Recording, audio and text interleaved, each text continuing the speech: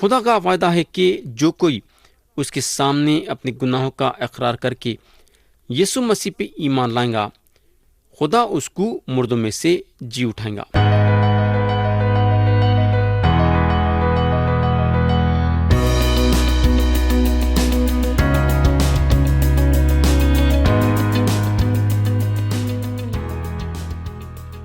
یسوع مسیح کے نام سے السلام علیکم پیارے بھائی اور بہن، آپ لوگوں کو یاد ہوگا کہ گئے سو وقت ہم افسیوں کا خط باب 2 اور اس کی آیت 7 سے 9 تک غور کرے تھے، اور ہم دیکھے تھے کہ ہم کو اگر نجات ملتی ہے بولے تو صرف فضل کے ذریعے سے ملتی ہے، اور ہم اپنی قابلیت یا طاقت سے نجات نہیں حاصل کر سکتے ہیں۔ نجات جو ہے خدا کی طرف سے مفت تحفہ ہے۔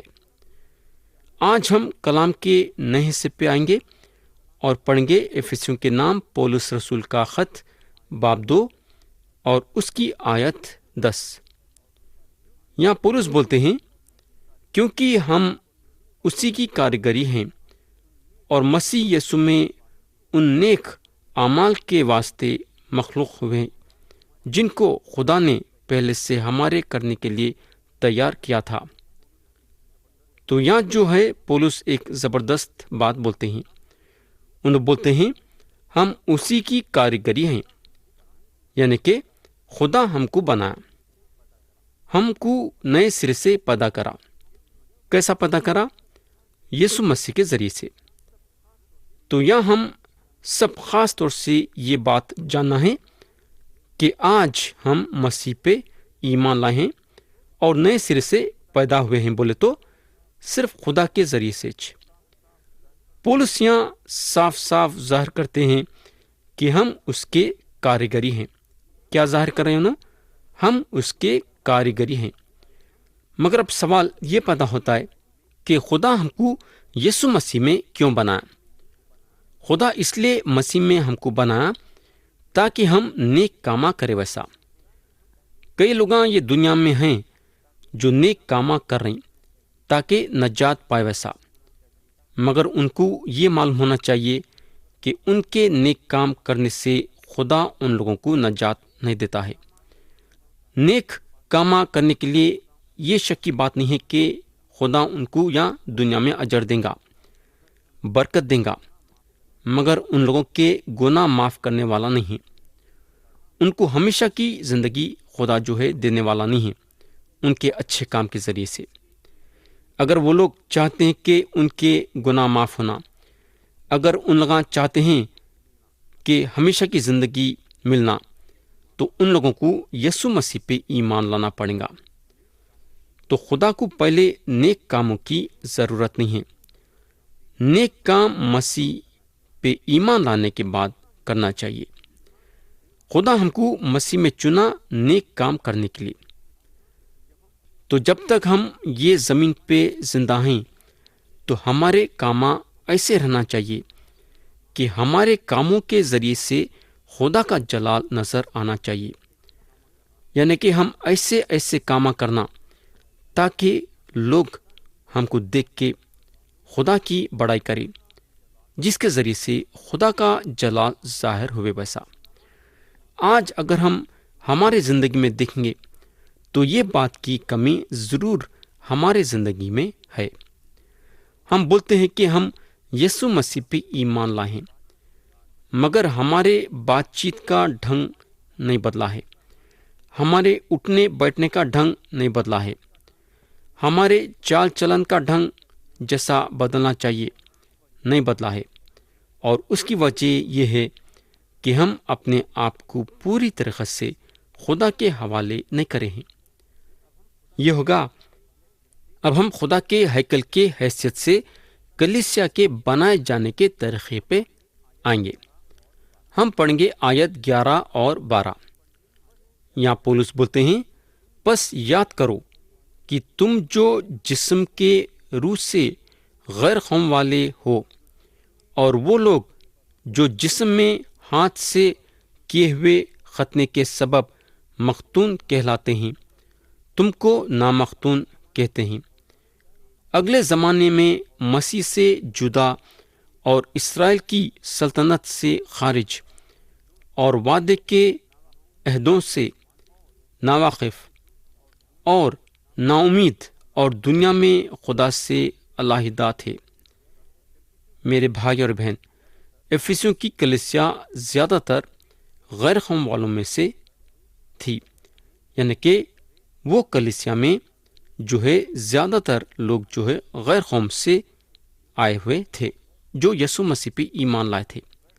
یہ کلیسیا غیر قوم والوں سے بھری ہوئی تھی، بس تھوڑے سے یہودی لوگ اس میں تھے۔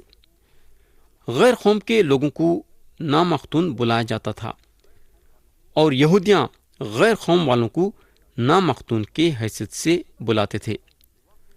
خدا واقعی میں یہودیوں کے اور غیر قوم والوں میں فرق بتایا۔ یہ فرق آج سے نہیں بلکہ حضرت ابراہیم سے لے کے آج تک بھی ہے۔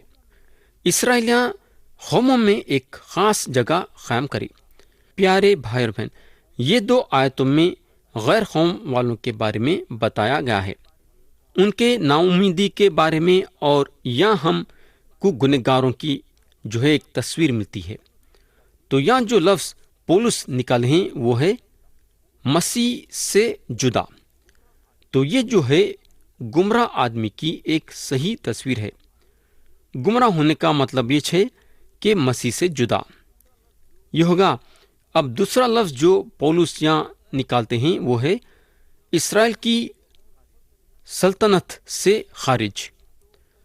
تو اگر ہم غور کریں گے تو غیر قوم والوں کے پاس خدا کی طرف سے دیا ہوا مذہب نہیں تھا جیسا اسرائیلیوں کے پاس تھا۔ ان کا کوئی حق نہیں تھا پرانا عہد نامہ میں جا کے وہاں سے وعدے اٹھا کے اپنے پہ لاگو کرنے کے لیے، جو وعدے اسرائیلیوں کو خدا کی طرف سے دیے گئے تھے۔ خدا یہ وعدے غیر قوم والوں کے ساتھ نہیں کرا تھا، صرف اسرائیلیوں کے ساتھ کرا تھا۔ یہ ہوگا۔ اب تیسرا لفظ جو پولس اٹھاتے ہیں وہ یہ ہے وعدے کے عہدوں سے ناواقف۔ خدا چند وعدے اسرائیلی قوم کے ساتھ کرا تھا۔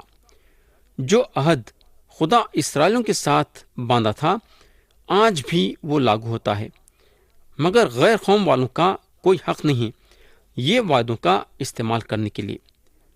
خدا اسرائیلیوں سے وعدہ کرا تھا کہ انہیں ان کو کنعان کی زمین دیں گا۔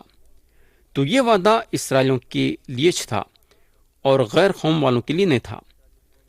یہ وعدہ صرف اسرائیلیوں کے لیے تھا، یاد رکھو۔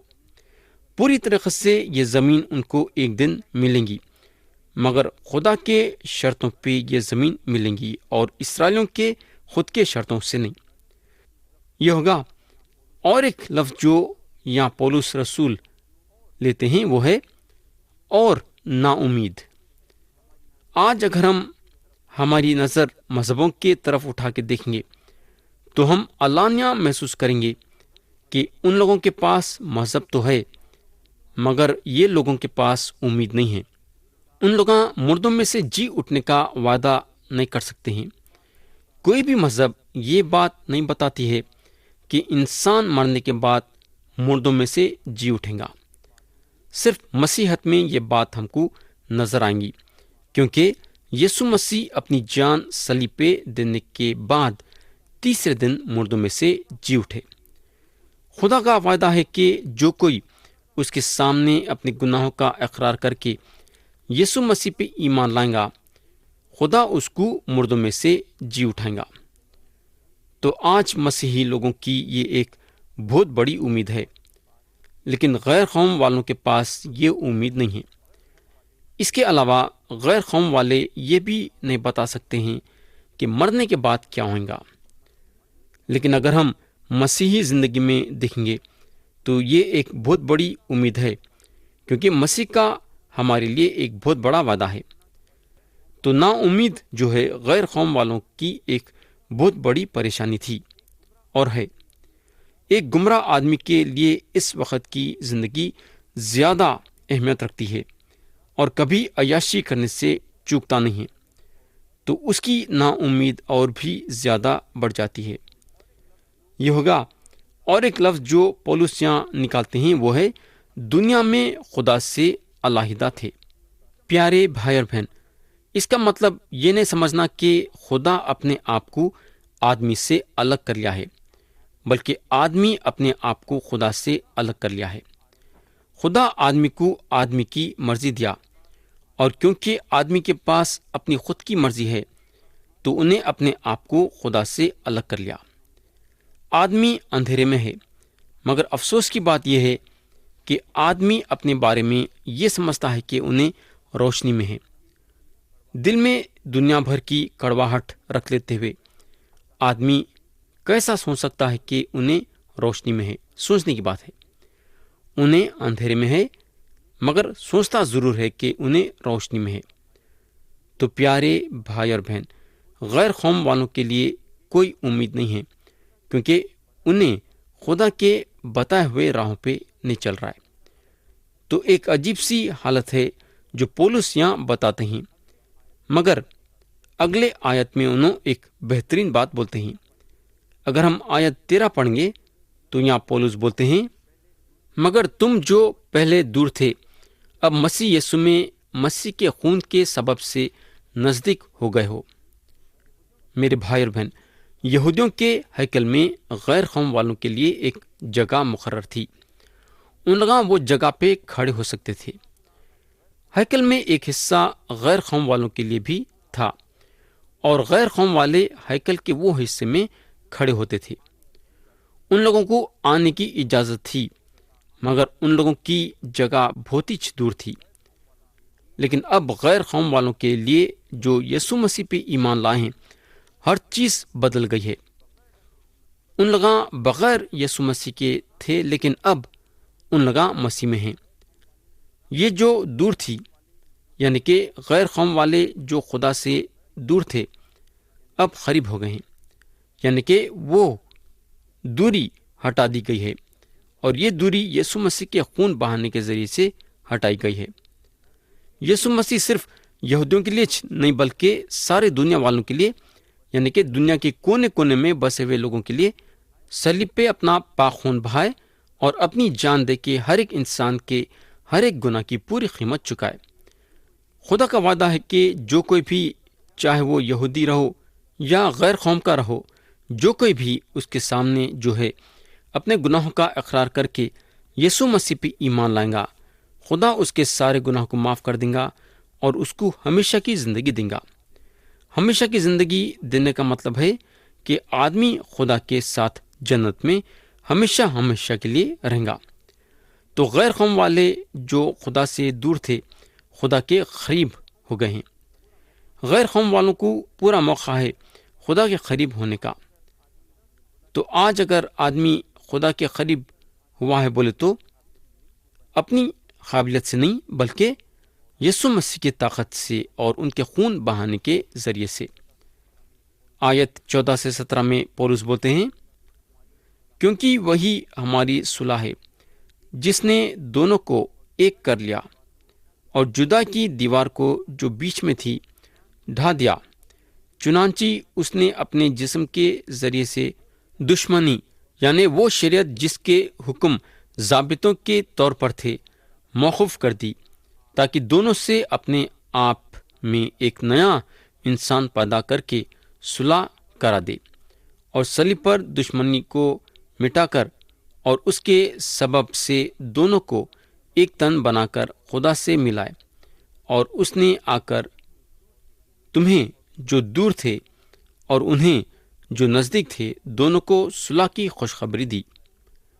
پیارے بھائی بہن، جب آپ یسوع مسیح کے پاس آتے ہیں تو آپ کو صرف مسیح کے بدن میں شامل کیا نہیں جاتا، بلکہ آپ کو مسیح کے بدن میں شامل کرنے کے ساتھ ساتھ آپ کو ایک ایسے جگہ پہ لایا جاتا ہے جہاں آپ سب کے ساتھ خدا کے سامنے کھڑے ہو سکتے ہیں۔ آپ میرے ساتھ کھڑے ہو سکتے ہیں اور میں آپ کے ساتھ کھڑا ہو سکتا ہوں۔ تو ایمان رکھنے والے جو ہیں، جدا کے بارے میں سوچنا بھی نہیں چاہیے۔ ہم جو یسوع مسیح پہ ایمان لائے ہیں، مسیح میں ایک ہو گئے ہیں۔ خدا ہم کو یسوع مسیح میں ایک کر دیا ہے۔